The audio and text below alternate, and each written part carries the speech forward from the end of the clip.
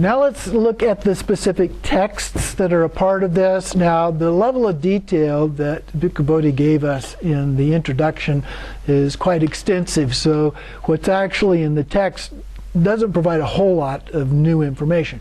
But there are some places where I think that it might be helpful for us to look at. In this first one, the law of karma category, and the first actual text of the 4 types of karma. And so he outlined what these are, the bright and the dark, and the two kind in a kind of a checkerboard fashion, and then the one without any of those. So there's nothing that's particularly unique there that beyond what was in the introduction. The second text is why beings fare as they do after death.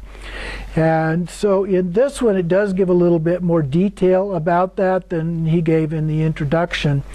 So in paragraph 3, he says, the Brahmin householders of Shala went to the Blessed One, paid homage, greetings, sat down, and so forth, said to the Blessed One, Master Gautama, what is the cause and condition why some beings are after death, or some beings here after death are reborn in a state of misery, a bad destination, a lower world in hell? And what is the cause and condition why some here after death are born in a good destination in a heavenly world?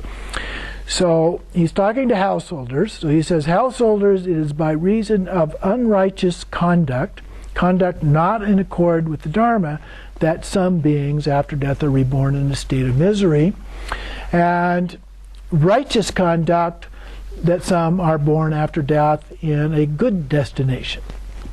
So we do not understand without expounding on the meaning. So this is the householder saying, well, give us a little more detail here. I don't quite get this. So Gautama goes on, householders, there are 3 kinds of unrighteous bodily conduct. The 4 kinds of unrighteous verbal conduct, 3 unrighteous mental conduct. So those are the 10 non-virtuous actions, or the unwholesome actions that he's talking about here. So then he goes through, but here I think what's helpful is that he gives a little bit more detail about those. So the first one, number 8 here, 3 kinds of unrighteous bodily conduct. Killing living beings. He is murderous, bloody-handed, and giving blows and violence merciless to living beings. So he spells out a little bit of detail about what he's really talking about in terms of the kind of killing going on. He takes what is not given. He takes by way of theft of wealth and property. He commits sexual misconduct. He has intercourse with women who are protected by their mother and father, brother, sister, or relatives, who have a husband, who are protected by law, and even those who are already engaged. So he gives us a fairly specific list here of the particular circumstances that he's talking about related to sexual misconduct. Now this list gets added on to later.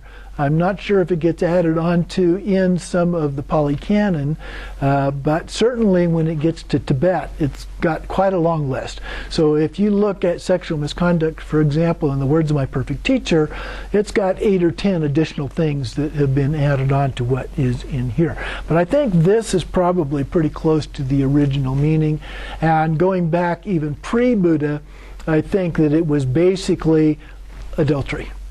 And it's been elaborated a little bit here, but it's still fairly consistent with that basic premise.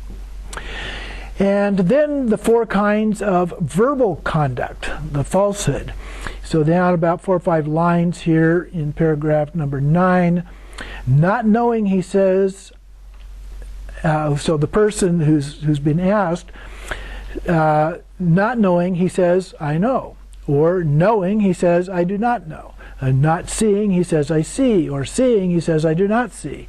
And he does this in full awareness, and he speaks the falsehood for his own needs, or for another's needs, or for some trifling worldly end. He speaks maliciously. He repeats elsewhere to divide people, from these and divides those who are united. He's a creator of divisions who enjoys discord. He rejoices in discord, delights in discord. Or to speak harshly, words that are rough, hard, hurtful to others, offensive to others, bordering on anger, not conducive to concentration.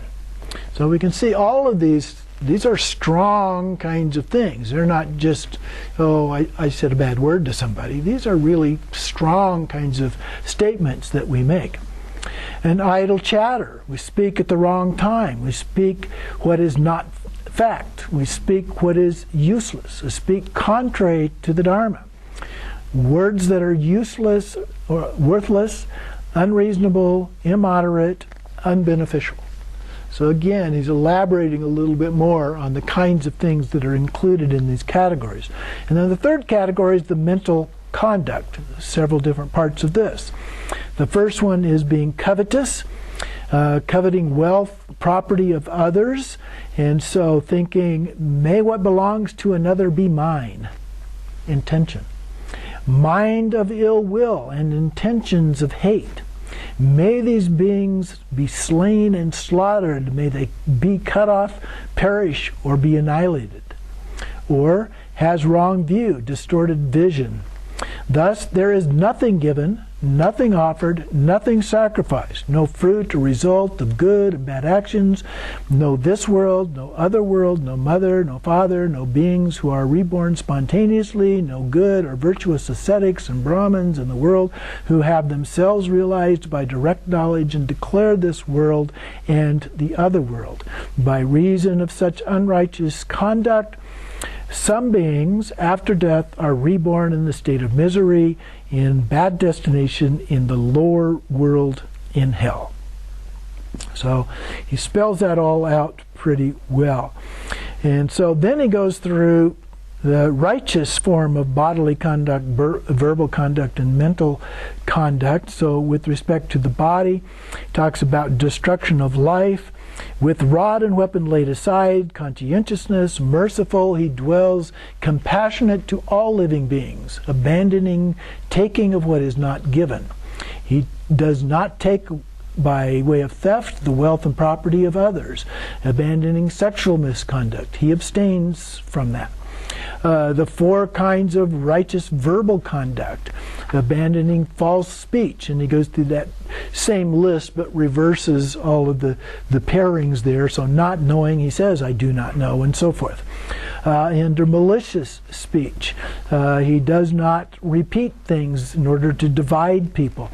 He is one who reunites those who have been divided. He's a promoter of friendship, enjoys concord, rejoices in concord, delights in concord, words that promote concord, abandoning harsh speech. He speaks such words as are gentle, pleasing to the ear, and lovable, as go to the heart, are courteous, desired by many, and agreeable to many. And abandoning idle chatter, he speaks at the right time, speaks what is fact, speaks what is good, speaks on the Dharma and discipline, speaks such words as are worth recording, reasonable, moderate, and beneficial. And then the three kinds of righteous mental conduct. He is not covetous. He does not covet the wealth and property of others. His mind is without ill will. He has intentions to be free from hate. Thus, may these beings be free from enmity, affliction, and anxiety. May they live happily. He has right view and undistorted vision. Thus, there is what is given and what is offered and what is sacrificed. There is fruit and result of good and bad actions. There is this world and other world. There is mother and father. There are beings who are reborn spontaneously. Those are generally bodhisattvas, but they could also be others. There are good, virtuous ascetics and Brahmins in the world, realized by direct knowledge, and declare the world and the other world by reason of such righteous conduct. Some beings after death are reborn in good destination, even in a heavenly world. And then he goes on and talks a little bit more about some of these. Talks about householders and how some of these apply in the householders. And 15, if householders, one who observes righteous conduct in accordance with the Dharma, should wish, oh, that on the breakup of the body after death, may I be reborn in the company of well-to-do nobles. It is possible that he will be reborn in the company of well-to-do nobles. If he observes righteous conduct and he wishes after death to be reborn in the company of well-to-do Brahmins, that also is possible. If he observes righteous conduct and he wishes after death to be reborn in the company of devas in the various realms of the gods, that's also possible. In 43, if one observes conduct in accordance with the Dharma, righteous conduct, and wishes through that to have direct knowledge, and may I in this very life enter upon, dwell in liberation of mind, liberation of wisdom that is taintless, with the destruction of the taints, that also is possible. And then when this was said, the Brahmin followers said to the Blessed One, magnificent, Master Gautama, magnificent. And Master Gautama has made the Dharma clear in many ways. And so then they left. The next one is karma and its fruits. Thus I have heard, and so we have a student who goes to him and asks some questions.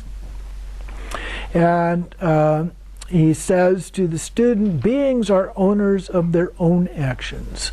And so he then talks a little bit about that. The action is what distinguishes beings as inferior and superior. And so again, he says, well, I don't really understand. Can you give us some details on that? So then he goes through and does that and talks about killing beings and goes through kind of the same things that were in the previous ones, the same kinds of things that create the negative actions and the kind of things that create the good actions. So this is fairly long, so I'm not going to go through all of those because it's mostly a repetition. But he does say once again toward the end that we are the owners of our actions. So we have the responsibility for the things that we do and the way that we go about doing those. Take a short break.